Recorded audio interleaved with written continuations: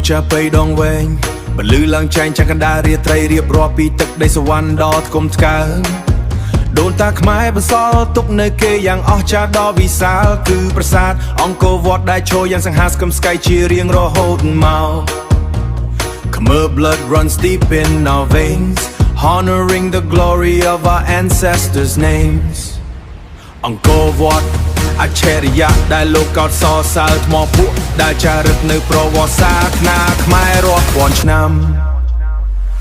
យើងជាកូនខ្មែរត្រូវរួមគ្នាថែរក្សាវប្បធម៌ឲ្យបានគង់វង្សទោះក្នុងសម័យកាលណាក៏ដោយ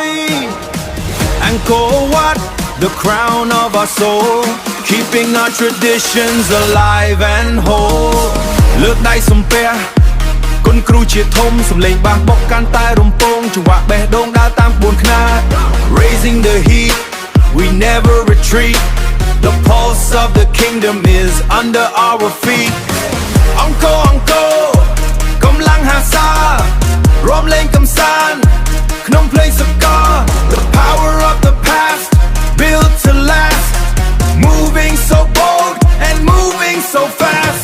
ញាក់តាមចង្វាក់ enjoy ប៉ុន្តែមិនភ្លេចឬស្គល់នៃបុរាណកាលសម្រាប់សាររួមរស់រវើកនៅលើចិញ្ចើមថ្មដែលមិនដែលរលាយសាបសូន្យពីលើលោកនេះ From ancient stones to the modern beat Khmer pride makes a rhythm complete មើលមកកូនខ្មែរជំនាន់ថ្មីនេះដៃកាន់ចាប៉ីចិត្តចង់ we so fast ញាក់តាមចង្វាក់ enjoy ប៉ុន្តែមិនភ្លេចឬស្គល់នៃបុរាណកាលសម្រាប់សើរមុខមិនរៀតឲ្យឡើយពិភពលោកត្រូវស្គាល់ស្នាដៃកូនខ្មែរ Ancient roots with the modern លោកគឺក្តីសង្ឃឹមនិងការតស៊ូយើងដើរទៅមុខមិនរៀតឲ្យឡើយពិភពលោកត្រូវស្គាល់ស្នាដៃកូនខ្មែរ Ancient roots with the modern flair Khmer vibration is everywhere fast alabado heavy bass we're the winners of the race